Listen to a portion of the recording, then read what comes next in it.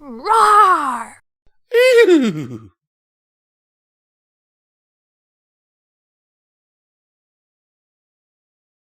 Hello and welcome back to another Pony&Wolf Productions video. My name is visualbrony and today we are reading the story On the Clock by DeathToPonies. Let's just say I have scrolled through the story because I wanted to see, comments and whatever. And I see at the very bottom that the last part is kind of glitched. So I think I'll have to do something there with sound effects or whatever. Anyhow, so yeah, the premise seems to be slice of life. And we have featured DeathToPonies on here before, so, why not? So, again, there's a list of those amazing people who keep this channel alive with their monthly donations, and I am actually very, very happy about that because we need every dollar for our food budget. So, without further ado, let me get into the meat of the story because I am sure that I'm annoying you a great deal by now. 4 more hours of her time, she thought.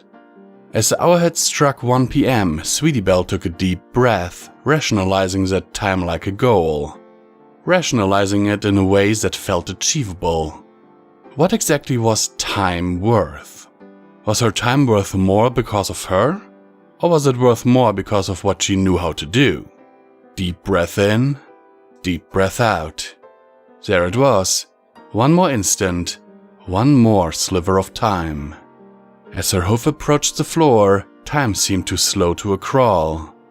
On the clock, huh? 4 more hours. On the clock. A soft tap of gravel as her hoof hit the ground. Her eyes took years to blink. It's all about time then? Every interaction of every living being comes down to that one fundamental element. Every agreement, every argument, every brief or long action or inaction, all came down to that one unmoving dimension. Time. The faint smile on her face briefly changed to a frown. She pondered the tale of Flatlanders, a commonly used analogy to describe what the third dimension means. It involves imagining a universe that only existed in 2 dimensions, and the means in which they would view objects in the third dimension, the one above them. They would essentially see infinitely tiny slivers of what we know to be very complex objects. Most depictions online of this phenomenon are accompanied with ill-fitting graphics. Usually they will show an object, like an apple, and then show you tiny vertical slivers of it in an attempt to visualize what the Flatlanders would see. However, these are still too wide to visualize what seeing a 3-dimensional object would look like in a 2-dimensional universe. The size would be infinitely small. An infinitely thin sliver. However, just as the way your brain automatically accepts supertasks as a viable explanation for how a Ferrari can outrun a turtle, it accepts this analogy in a way that can be understood, even if it can't be visualized. This is a method that only works in your head. It is impossible to represent physically. It's that complicated. And that's the most commonly accepted way to visualize what an object would look like in a dimension that isn't our own. And yet, we do everything, we commit everything for time. The one dimension that we have no control over, will never be able to understand, and have no capability to perceive except a linear, straight line. An infinitely thin sliver. Hoof hits the ground.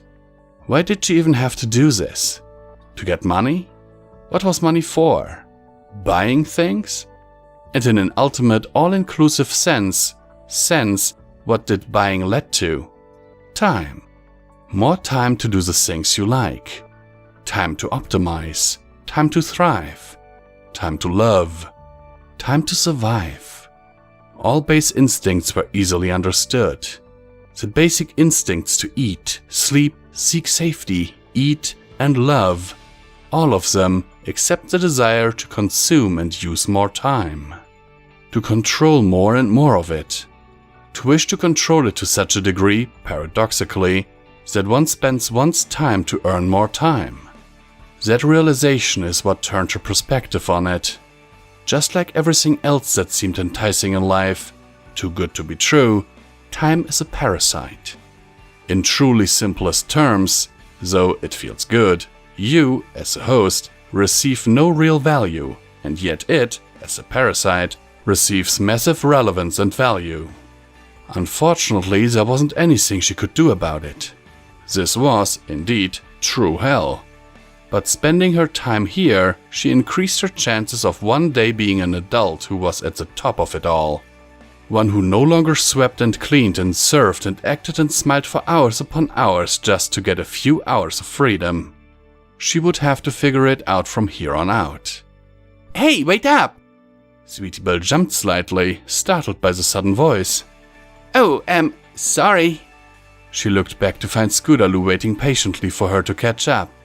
"I'm really sorry, I just spaced out for a second there." Scootaloo's ears dipped bashfully. "Yeah, I guess I did too." "No props, Scoots," Sweetie Belle replied.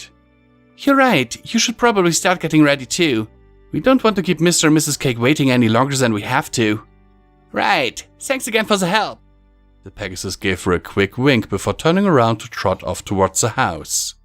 With a gentle smile, Sweetie Belle watched her go before taking another step forward. She couldn't let herself fall behind. After the long, exhausting day, when the sun finally set, Sweetie Belle had gone to bed early, but she found that the last hour of her day was much more difficult to let slip by. Despite having already fallen asleep, she found that she was unable to turn off her mind. In fact, she didn't feel sleepy at all. She just lay there, staring up at the ceiling with a blank expression, listening to the sounds of the night beyond the window. "In the stars." She remembered how the Pegasus girl at school had called them stars.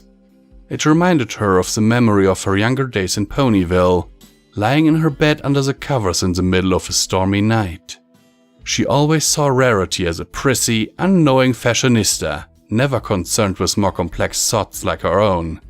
But just those nights, those dark and scary nights when she could no longer put up a facade of maturity and broke down, needing a sister the most, Rarity would calmly sit with her under the covers and tell her stories about the stars in the sky, how they were formed, what matter they were made of.